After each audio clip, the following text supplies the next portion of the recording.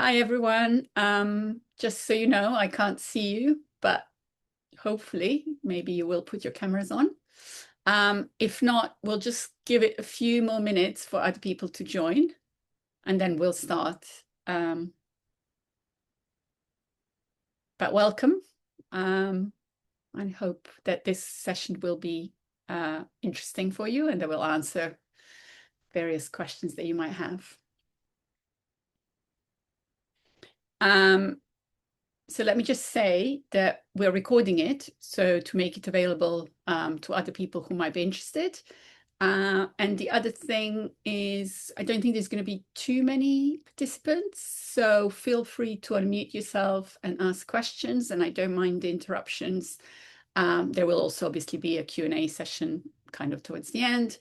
You can also put your questions into the chat or using the Q&A bit. So let's just wait, I guess, a minute or so, and then I will start.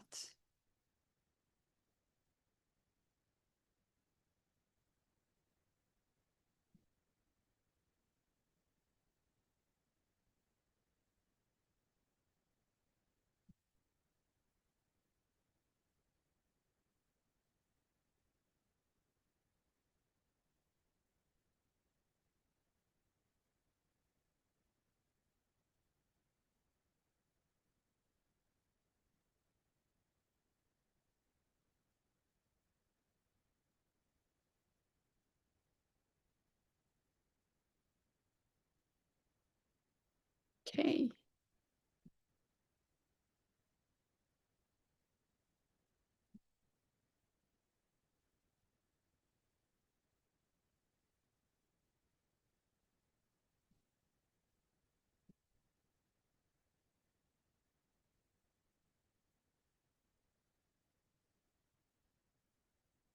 Okay. We're 3 minutes in. I think I'll start. Welcome again. And as I mentioned, we're recording, and also please feel free to ask questions at any time. This session is really for you to get the information that you are interested in. So I'm the head of education for the Institute of Infection, Immunity and Transplantation. And this picture basically is, the main UCL site, which is hopefully where you would like to study. I'm also the head of two of our programs that you might be interested in, and actually it would be really helpful for me to know in the audience whether you are interested in experimental and translational immunology, or if you're more interested in infection and immunity. Infection and immunity is run by my colleague, Matt Reeves, who's not here with us, but who will absolutely be happy to answer any questions you might have via email, or I'm sure I can also answer the questions for you. So we run these two programs. They are kind of different. I will give you an introduction to our institute in general, and then I will talk about the programs individually. But as I said, if you have specific interest or if you can't decide, we can try and emphasize the differences between all of these different options that you have. So I'm going to talk about our general division, or now we're called an institute, and then about the infection and immunity masters, and then masters and MRes in immunology, and then we'll have Q&A. So Institute of Infection, Immunity and Transplantation is now housed in a new building called the Pears Building, which opened a few years ago. It's still quite new and shiny. It's beautiful. It's won loads of architecture awards. We have about 40 principal investigators, meaning 40 research groups with different research interests. So in some ways, in the context of UCL, it's quite a small division, very welcoming. Our students are very much part of our, of our team, if you like. I think after a couple of months, they certainly feel very much at home. And the research we do really covers basic research to very much translational patient-related research. So what we and everyone else, I guess, calls from bench to bedside. But it is really true in our case. And so these are our labs. But this last floor on the Pears Building is actually patient accommodation for people who are involved in clinical trials or the research, or the hospital, the Royal Free Hospital is right behind us. And if you don't know where this is in London, this is probably about 15, 20 minutes on the tube from the main UCL site in Bloomsbury. So not far at all. And some of the lectures do happen in Bloomsbury, but all our research happens in the Institute.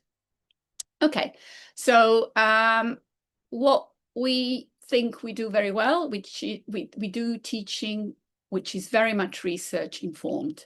So we teach about things that we do, and we provide our students with original research projects. So what I mean by this is that we might not cover particular areas of, say, immunology.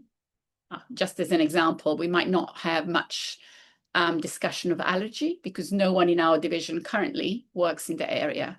So rather than kind of go like a textbook through every single, or every single virus, we will really focus our teaching on what we are actually really experts in. And there's many, many world-class experts in our institute.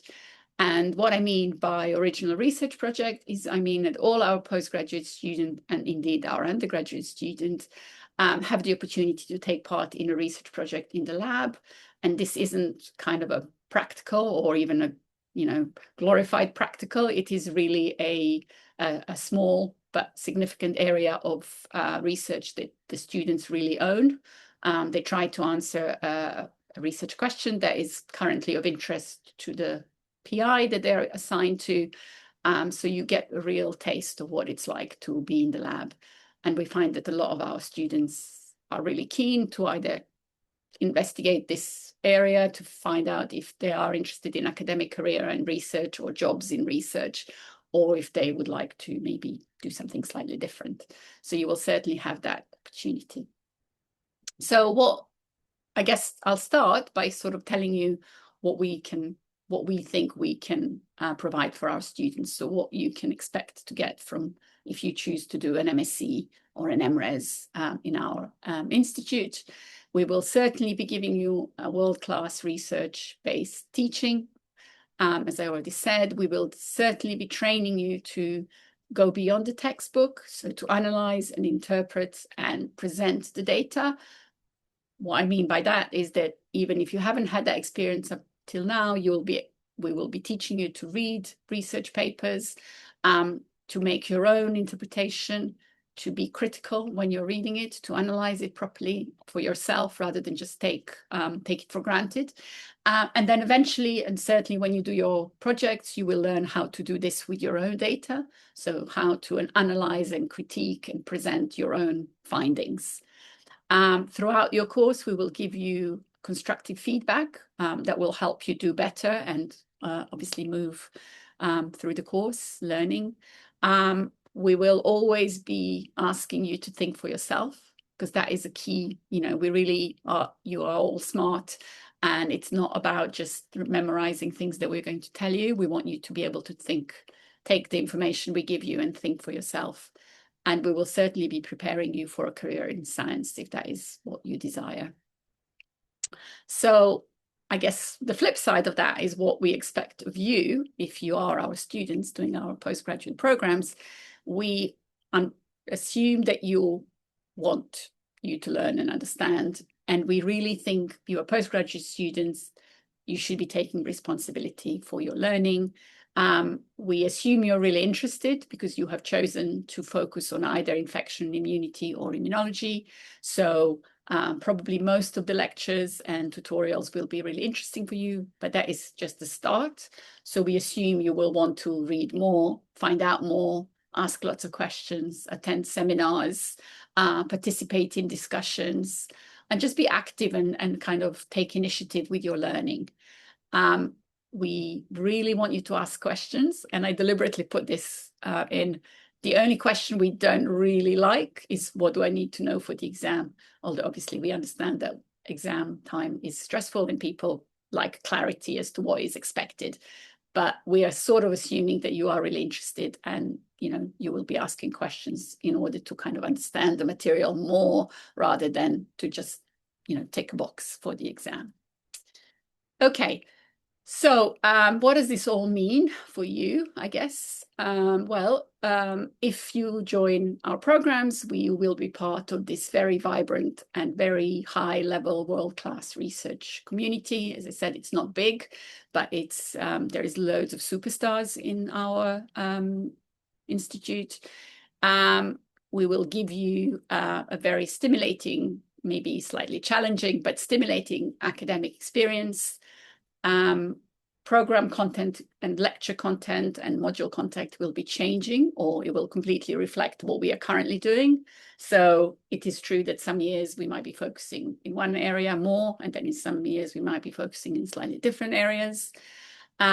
Research that you do will be supervised by UCL academics who have very, very high international reputations.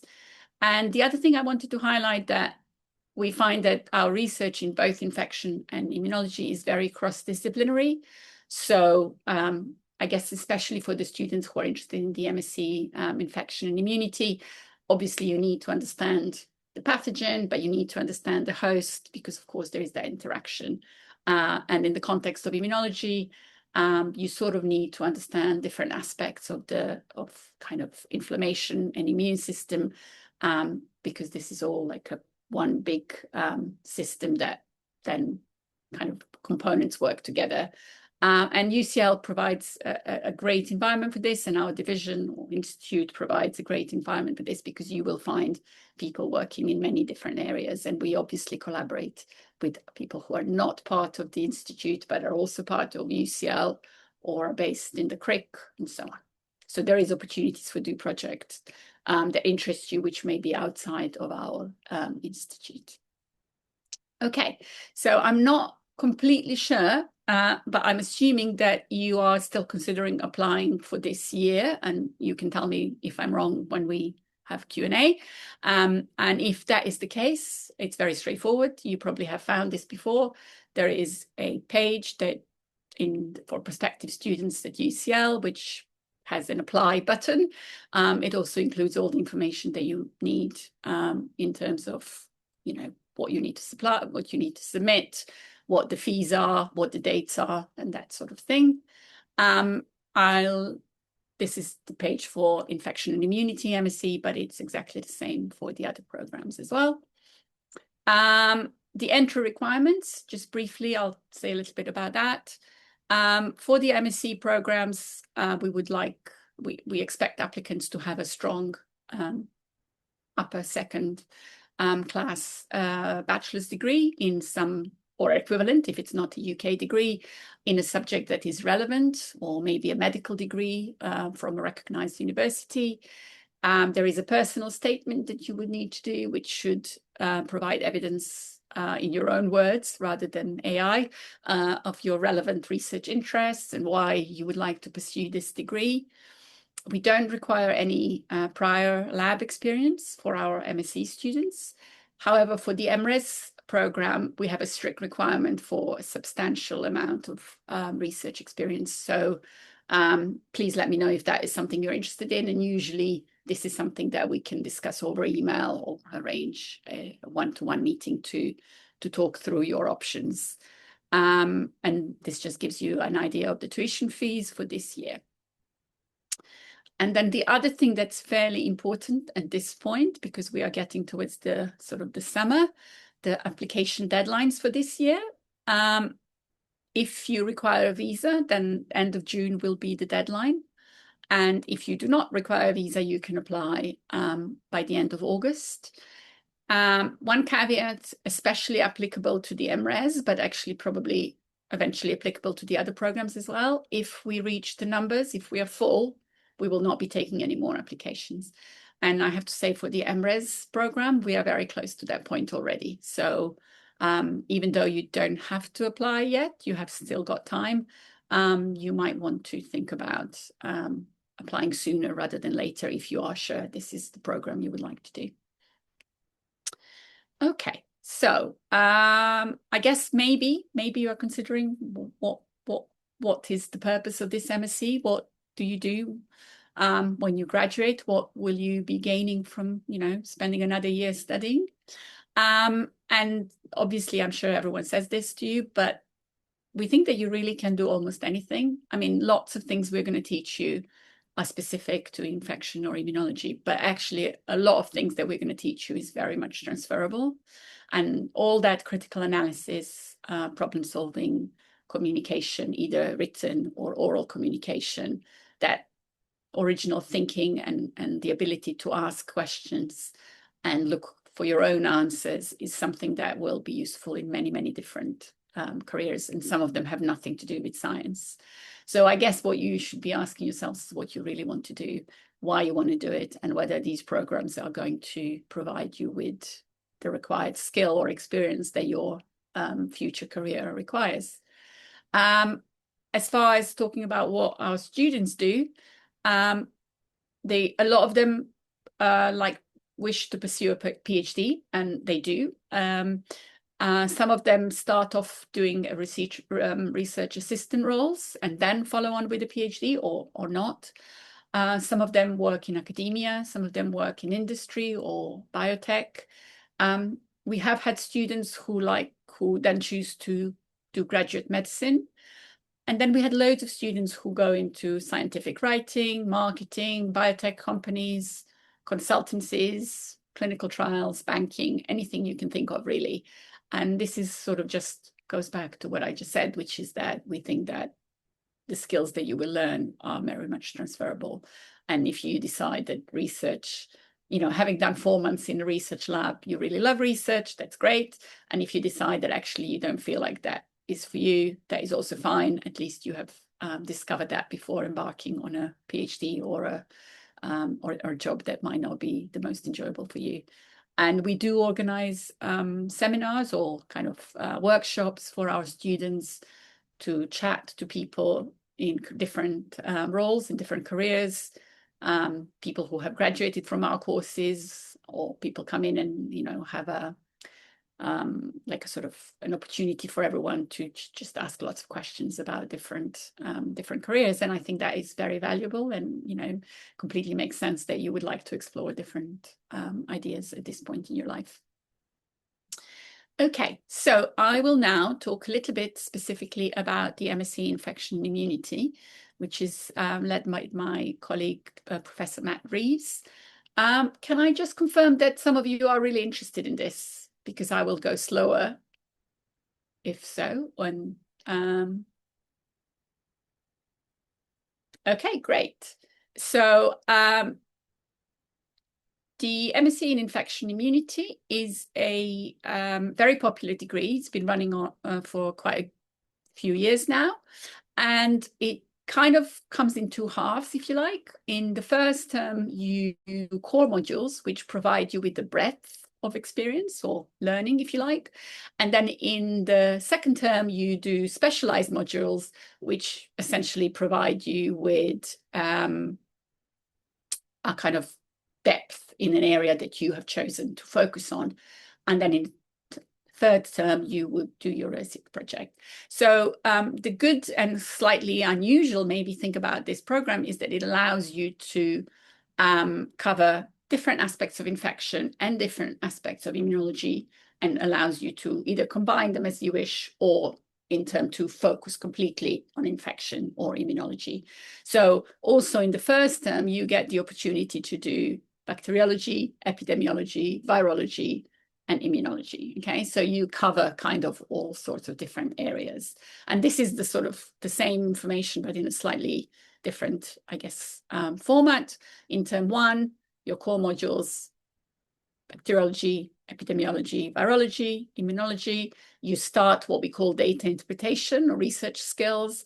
This is where you learn about relevant statistical analysis and approaches, and what we also call a journal club, where you read research papers in part of a small group. Every week we have a group and discuss a paper together, and this module runs through both of your terms. And it's a kind of a key module that brings those skills we've talked about, these analytical skills and kind of analysis and data presentation and data interpretation. That's why we call it that. All of your taught modules are 15 credits. and you do 8 of them, and then you do your research project, which is 60 credits, and this gives you a total of 180 credits, which is what you need to achieve to get an MSc. And as you can see, then these are your optional specialized modules. And then finally, you do a research project, which is a sort of four months in the lab, full-time, like a proper kind of job type, full-time. Okay, so very briefly, bacteriology, you do get some lab practicals with this, and also you explore current and future challenges and potential solutions in the context of bacterial infections. Epidemiology, you cover infectious diseases, how they work, and in the context of an individual, but also at population level, both theoretical and practical. Molecular biology, so that's basically how viruses work. I guess that's one way of explaining it. Immunology and health and disease, which I run. This introduces or provides kind of in-depth understanding of the human immune system, as well as all the different components, how it works in health, and then various ways that things can go wrong, whether that's immune deficiency or autoimmunity or cancer, and so on. And then the data interpretation module that teaches you how to read, interpret, and critique data. Okay, so those are the modules. These are the specialized modules, or current list of the specialized modules that we have available in term 2. I guess a caveat, the list may change slightly. Sometimes certain modules are replaced or not running. And if you are thinking about applying for 27, 28, so not for this autumn, then this might look different, but for this year, 26, 27, this is correct. You can choose 3, but beware that there are combinations that may not be possible. And if anyone is interested, I can show you a timetable from this year, which shows how the modules are spaced out and what is and isn't available to be chosen together. And then the final bit, which I think for most of our students is the best bit, or the bit that they really wanted to do, is individual research projects. The way we do, so I didn't say this at the very beginning, but these programs are actually quite small. We hardly ever have more than 20 students. So this allows us to provide very much bespoke kind of one-on-one discussions about your interests. So we can then choose a project together with you, choose the area or the research question that you are really interested in, which always helps if you are working in something that it really is your interest. We don't do the lists of projects. We don't allocate you randomly.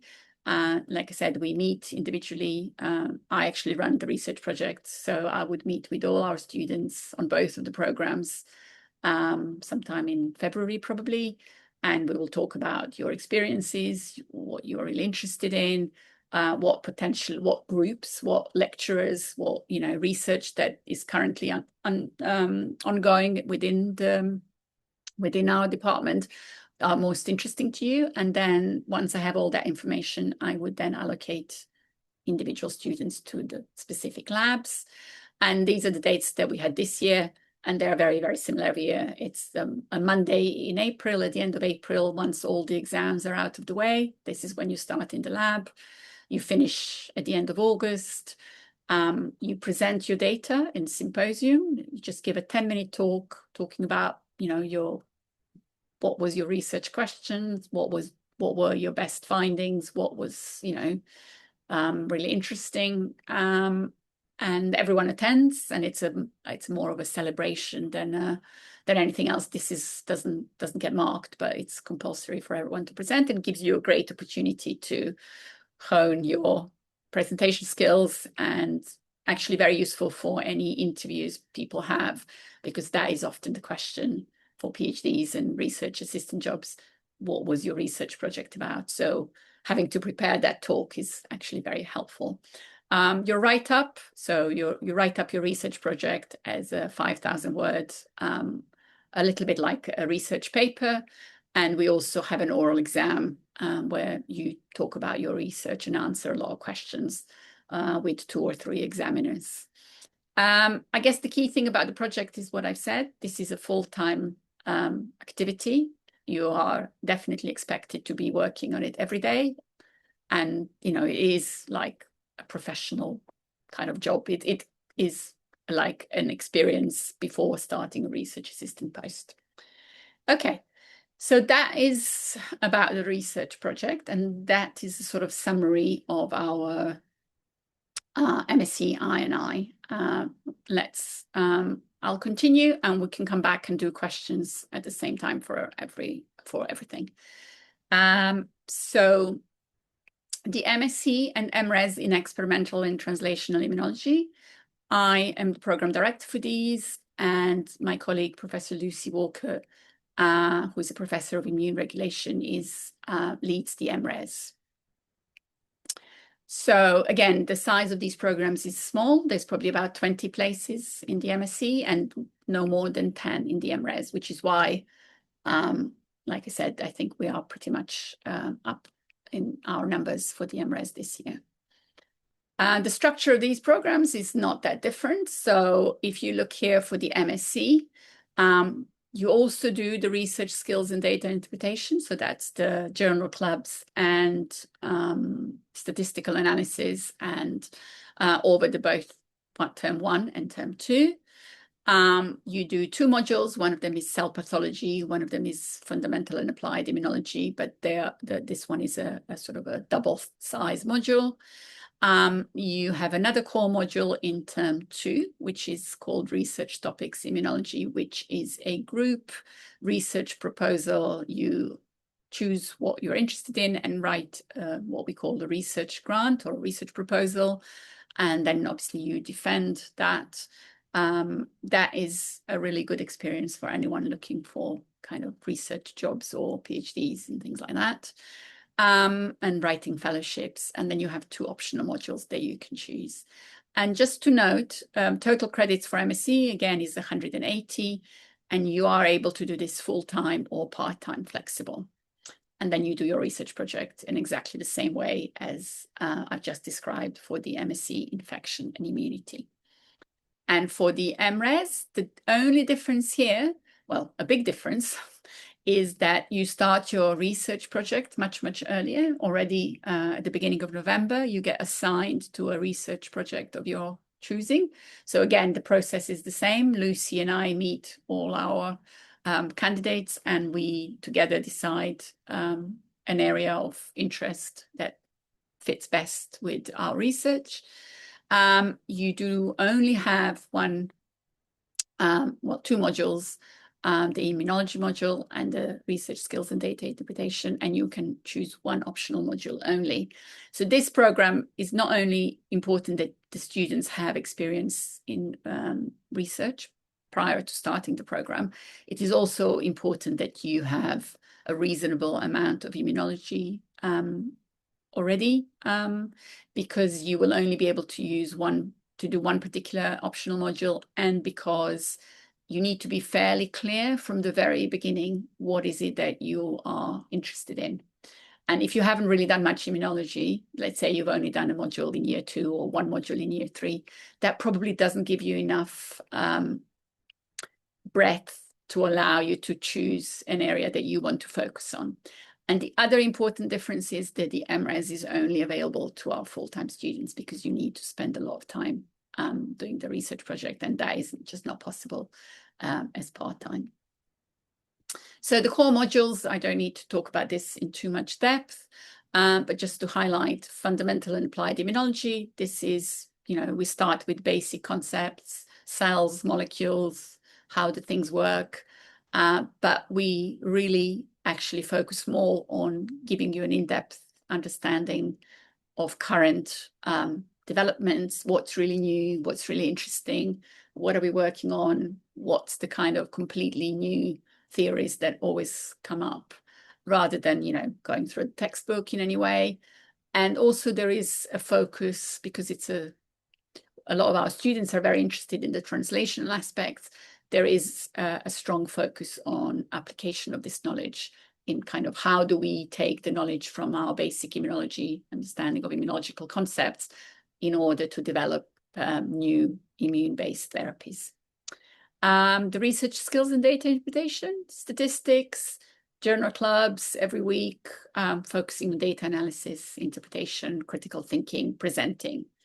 And for the MSc, but not for the MRes, the cellular pathology, this is a kind of a, I guess, in a way, a step back, going back to thinking about how cell biology and disease processes are linked.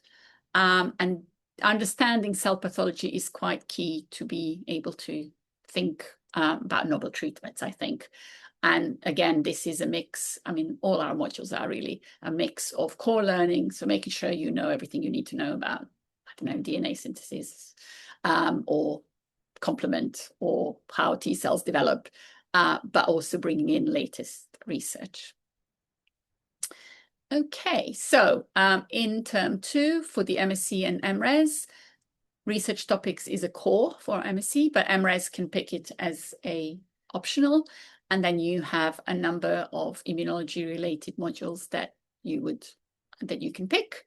In some cases, there is a minimum number of students before the module would run, but we've never had that experience where a module that we are running doesn't have enough students. And in terms of the timetabling and the content, not all combinations are possible. So for example, immune deficiencies and therapeutics and biological therapies, you would not be able to do both of those because they are they're timetabled in a way that doesn't allow it, and also they cover some content that's too similar for you to do two of them together. Okay, and then I guess the easiest way to talk about this is also to just talk about the research project by comparing the MSc and the MRes. The MSc are exactly like what I've just told you about the MSc infection immunity. You start your lab project at the end of April, you finish at the end of August, you have your symposium presentation and your oral exam at some time in September, and effectively you're spending 4 months full time in your lab. You write up a 5,000 word document. That is an 80% of your final mark. You have about 20 minutes to discuss your findings and answer lots of questions with the module leads and program leads. And this is a 60 credit module. For the MRes, you start much earlier. You start in November. You also finish in late August. The symposium and Viva are still in September. So part-time for about 5 months and then 4 months full-time. I know that like our MRes students generally find it difficult to restrain themselves from spending more than 50% of their time in the lab in the first 2 terms, because obviously they are very interested and very keen to get on with their project. But we do expect you to attend lectures and do both the research project and the taught modules with equal attention, I should say. The write-up is much, much longer. Does not have to be 15,000 words, but probably about 12 or so. And then you have a longer discussion of your findings and, just an oral exam, really. And an important thing to say here is that you get 105 credits. So the research project really is, I mean, this is the key difference in general speaking between Master of Science and Master of Research. MRes is really a research kind of degree. So where the most of your marks and most of your time and most of your interest is really focused on that research project. Okay. So I wanted to also remind you, which you may probably know, that we are also doing an open evening in person, not long from now, in a couple of weeks. And so if you are in London and you would like to come and ask questions or attend that, and also look at other programs that are available in our faculty, or indeed in the Faculty of Life Sciences, this is happening on Wednesday, the 10th of June, and the QR code should give you extra information. Okay, so let's have some discussion and Q&As. I can also talk to you a little bit more. I can, if you're interested, if anyone in this audience is interested, I can ask you, I can show you what what our timetables look like, and we can talk a little bit more about the part-time options and how they work. Okay, let me see if I can see any questions. Feel free to, I mean, ideally, feel free to unmute yourselves and just ask the question, but if you would rather type them into chat, that is absolutely fine. If you would like to do that, I think you should make the most of this event in the sense that you get the answers that, you know, to any of your questions that you might have. So feel free. Give you a couple of minutes to think about that. Or okay, are there any opportunities to go to conferences that are related to this degree? This is an excellent question. What we so far haven't been able to do is organize a group attendance to a conference, partly because of the timing. What you definitely have the opportunity to do and absolutely should make the most of it is attending any conferences, you know, a day conference or a symposium at UCL. And we have that within our division, and there is also many within the faculty. Absolutely attend all the external seminars, which are the seminars where we invite distinguished speakers from outside the UCL or outside of the UK. So sometimes they're international. We are looking for, not this year, so not 26, 27, but from 27, 28, we are looking to encourage our students, well, to make it compulsory for our students to attend as a group a 2-day CRIC symposium. These happen in September at the moment, which is why it's awkward, because our current cohort will have kind of finished and our incoming cohort will not have started yet. If this CRIC symposium on immunology moves to kind of term time, then that will be part of the course, but it's a sort of up in the air right now. I hope that answers your question. Are you allowed to submit your application earlier and send out? Yeah, so the way it works, no, don't wait for your final transcript. So the way it works, in general, for all postgrad applications, you apply with your kind of current, whatever you are, state, and your offer is conditional. So UCL will make you an offer, assuming that you achieve your required grades.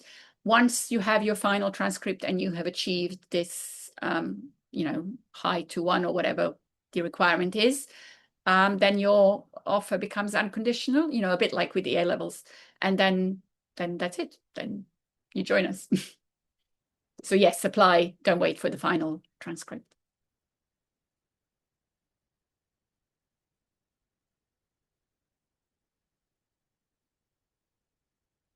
How many session teaching would there be in a week? That is an excellent question, and I'm going to show you a timetable. That's probably the best way to see it.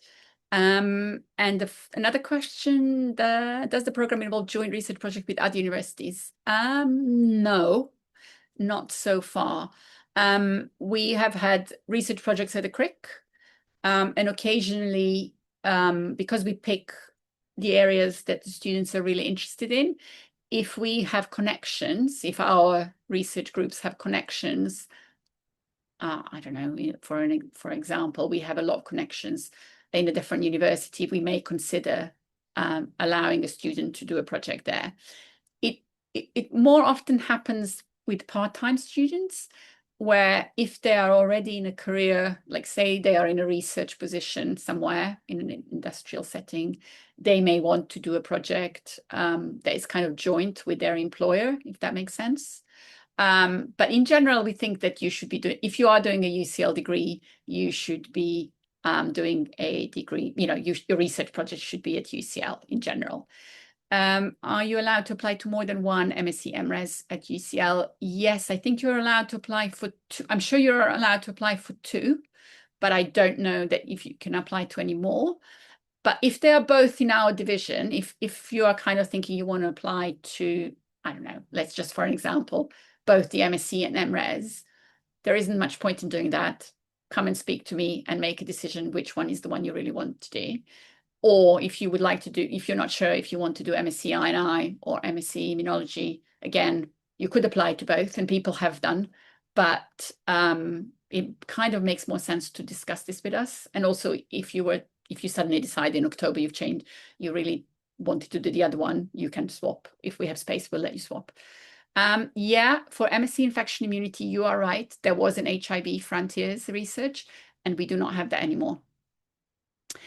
We covered some of that. So this is a good point. This exactly addresses the issue I mentioned. If we had we had two large research groups focusing on HIV, and they were part of our division until last year or this academic year.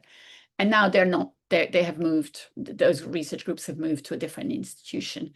So we don't feel that we have enough strength there in order to provide that module. So we are not running it anymore. But some of the HIV content that we can still cover in other modules, but we're not running the full module. For applicants that have already got prior virology research experience, how does MPhil PhD pathway? It's very much different. So MPhil PhD pathway is a completely separate thing from the MSc MRes, in the sense that it's a research degree. You don't do any taught content. Depending on whether you're applying as a self-funding, like for example, if a student has a scholarship or is a self-funding student, there is a way to apply straight into our PhD pathway. But if you are interested in, or if you're applying for a big PhD program, then obviously that's a whole application process, which normally starts in November, December time. Yes, I'm going to show you now. I've just got distracted by all the questions. I'm going to show you a timetable in a second. So timetable for infection and immunity in term 1. This was from this year, okay? So note that some of these, so the color coding, you understand, obviously.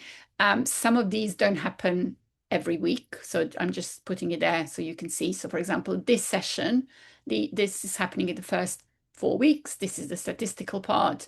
And then after that, you have the journal clubs here.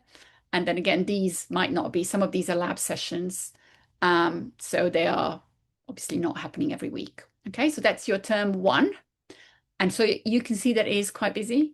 For I&I MSc, term 1 is quite a full timetable, yeah? Term 2, and again, so you need to pick 3, and you have a lot of choice. But you can see here that, for example, these 3, you wouldn't be able to pick those at the same time. As I think I've already mentioned this, immune deficiencies and therapeutics and biological therapies are too similar, so the content wouldn't allow it anyway. And then because of the timetabling, this global eradication of viruses is in the same slot. We find that there are hardly ever any students that want to do both of these, so it's just the best we could do to make that. So yes, this is the kind of, you'd have to think about, you know, which combination you do, and that would sort of impact on how your week would look. If you are interested in HIV, TB, and sexually transmitted infections, which modules in term 2? I would take Frontiers in TB, probably the epidemiology, maybe, if you're interested in that side. And then if you are more interested in a kind of vaccines and that kind of area of public health, and, you know, then maybe global eradication of viruses. Infection diseases in resource poor settings. I don't know that we cover much sexually transmitted disease, to be honest, with this, but it does cover kind of a plethora of different infectious diseases. So one thing to say also is, like, I understand, obviously, for someone's understand, you know, that you feel like you're particularly interested in certain areas, but maybe there might not be a necessity for you to kind of focus completely in that in your modules, yeah?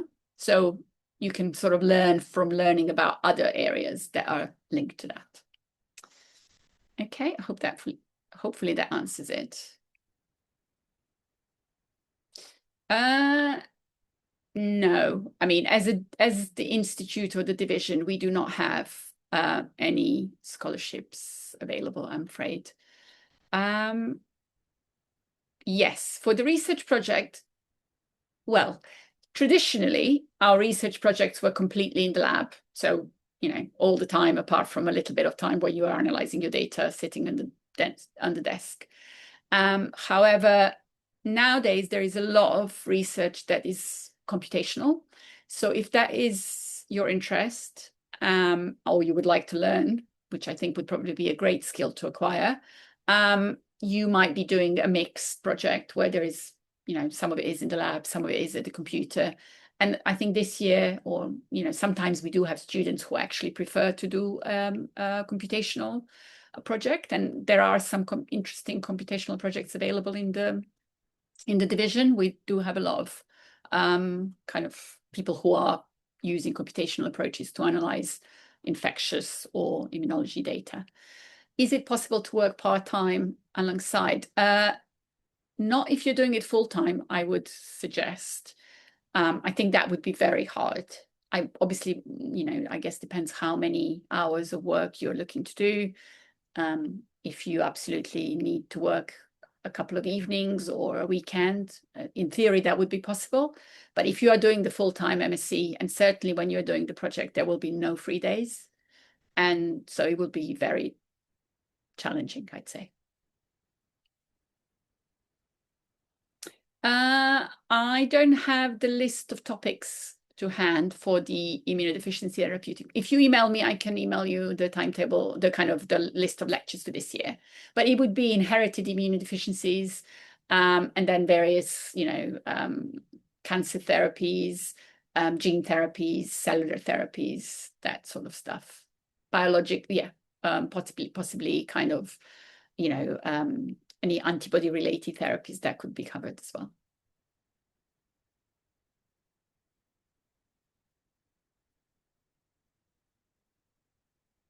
I think a lot of our students do MSc part-time in order to be able to work part-time as well. So you can do it flexibly over 2 years or more, depending on what works for you. The only thing to think about in that case would be how to accommodate the project, whether to ideally have a 4-month period where you do not have to work, where you can focus on the project, or if that isn't possible, then coming up with some kind of bespoke setting where you can do your project over a longer period of time if you're only able to do, let's say, 2 days a week rather than 5 days a week. How many students are allowed on the program? Well, it's not an exact science, but we tend to aim for about 16 or 18 maybe in the immunology and 20 in infection and immunity, and sort of 8 in the MRes.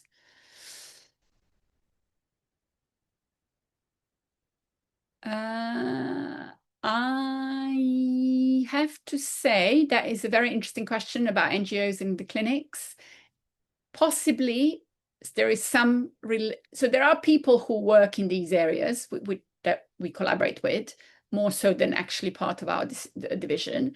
That would be maybe in the epidemiology side, and we could certainly make sure you get students do projects related to this, even though that isn't really our division, if that is what they're interested in. That we have had that in the past, but I'd say that is not our biggest strength. So we could make it, you could get exposure to some of these, but that isn't really our biggest strength. Yeah.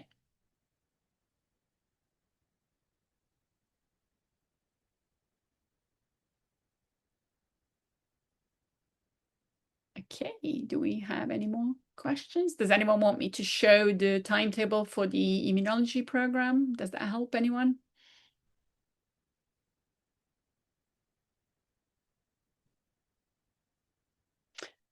Will there be exams at the end of each term? So yes, what we do is for the modules that run in term 1, we do the exams in January. And for the modules that run in term 2 or across both, we do exams in April or before sort of end of March, April. Obviously, there is coursework throughout there might be coursework at different time points during the term, but yeah, the exams are at the end of each term.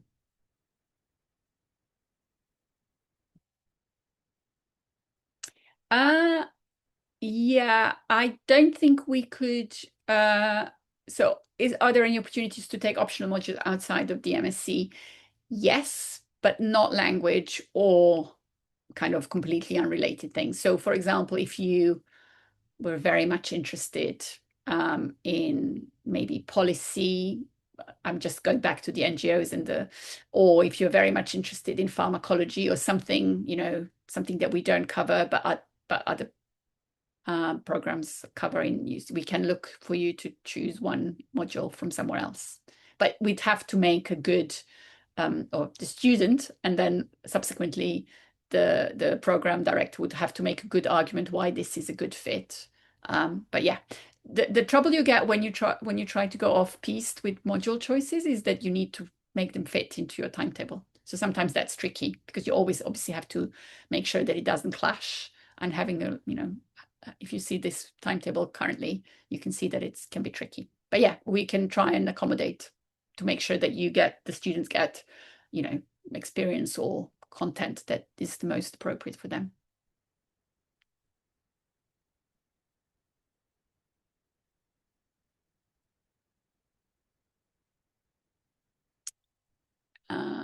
Any more?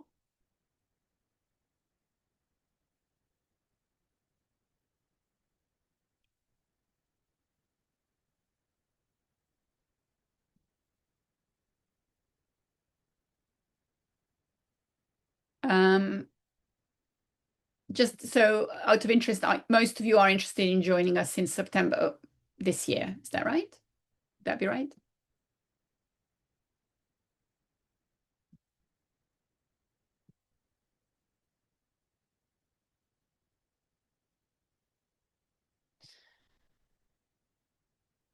Oh, the nearest accommodation to UCL, I'm afraid I'm not really an expert on UCL related accommodation, and also because I don't know what is available to postgraduate students.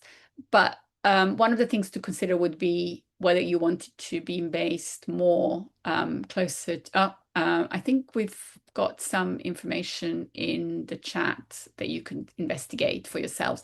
One thing would be to consider, have a look at the map and see whether when you do your research project, it's most likely to be in the Pears building. So you may choose something that's closer to that. But as I said, it's not very far from main UCL. So, okay. So if you're interested in joining in September 27, so you plenty of time, we may be making some tiny changes in the modules. And so if you want to talk to us near the time, then obviously that information will be available before you are able to apply. So it'll be available before sort of October.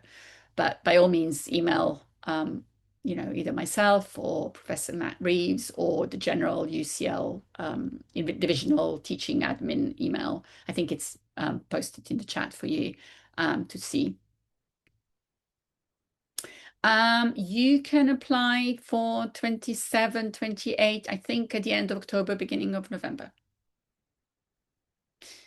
How many days for the orientation week? So this year we start actually quite late. I think we start on the 1st of October or whatever is the Monday.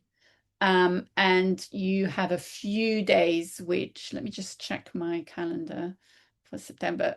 So yeah, you would actually, I think, if I'm not mistaken, we are doing induction week, the week of the 28th of September. And we have sessions booked on Tuesday. I think apart from that, there might be some general UCL sessions you can attend, but that week doesn't have that many sessions for postgraduate students. And then the week after that is the week we start the lectures. Yeah, does that make sense?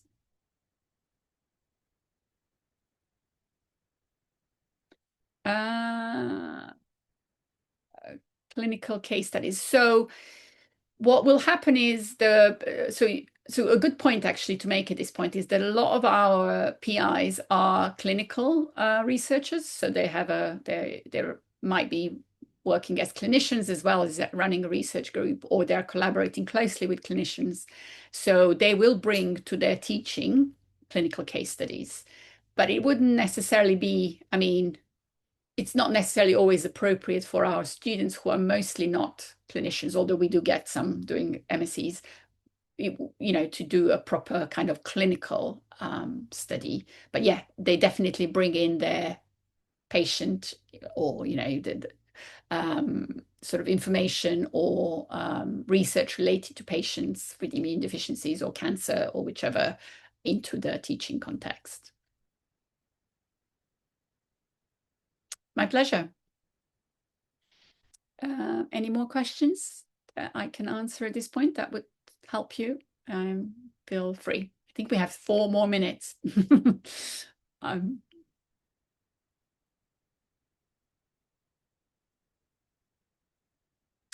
okay, so I'd encourage you, especially the people who are not thinking of applying for this September, to join us, maybe if you can, obviously in person. I think we run some sessions, open days, maybe November time. Or, join us in person if you can in June. Or, by all means, both Matt and I would be happy to chat to you one-on-one to answer anything. Yeah, I can share my email with you.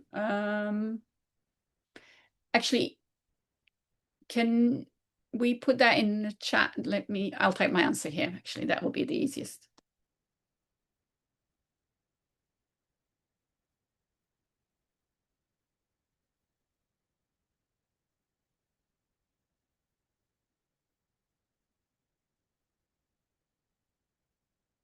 Did that work? Hopefully.